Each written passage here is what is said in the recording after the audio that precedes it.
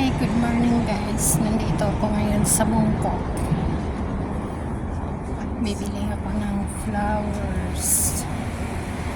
Kaya lang, sobrang aga. Wala pa masyadong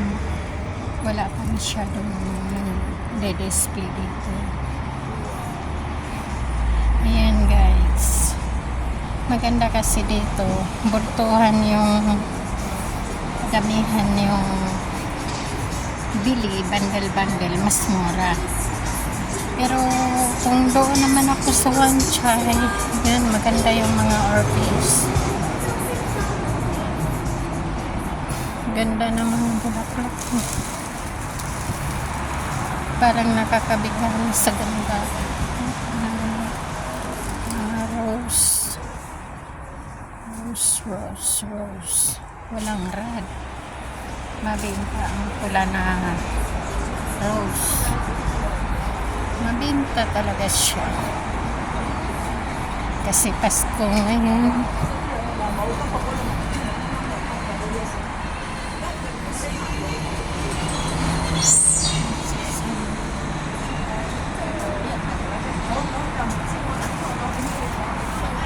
Gaganda ng mga bulaklak dito. Ayan guys. Dito ako pumupunta pagka may party. Si Amo.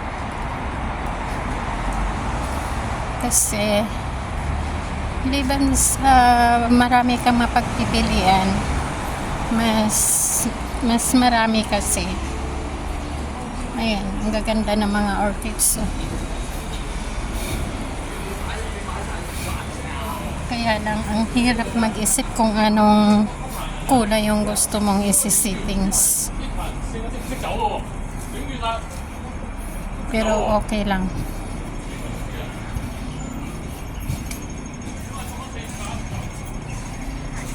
Ayan, wala pa masyadong tao dito ngayon.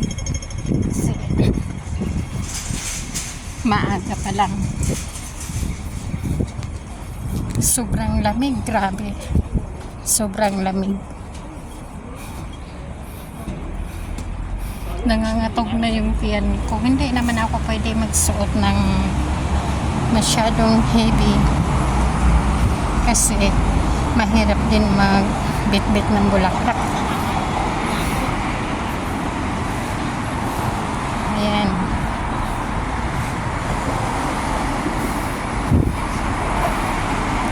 Ay, Ginoo ko.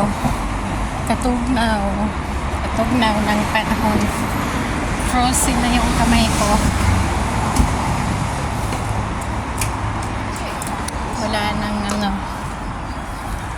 Dito ako dati nakakabili ng ganyan. Ngayon, ibahin ko naman ang kulay. Yellow. Maybe. And then yellow. Maganda siya. Pero titingin muna ako sa iba. Baka may mas mura pa. Tingin muna ako. Baka marami pa akong mapagpipilian.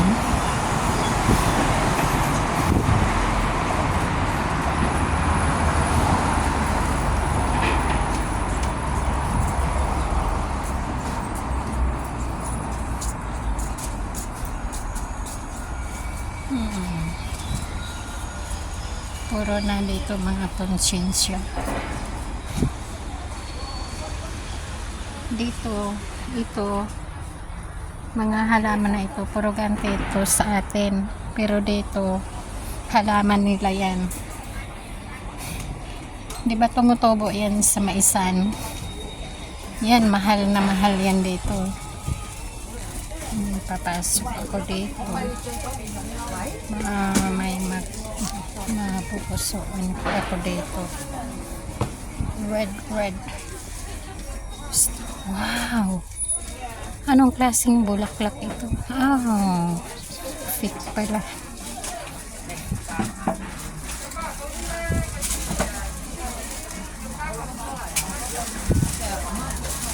Wala yung ano dito, pagpipilian. Ay, naku, puro na mga dry yung mga bulaklak. Paano na? Sa Wanchay, dumaan din ako ngayon. Parang tinitipos na yung mga bulaklak sa tinatanggalan na nila ng mga kalahati na lang natitira. Kaya ako nagpunta rito. Wala na talaga akong pagpipilian. Ay, nako, Ginoo ko. Ano nang gagawin ko ngayon?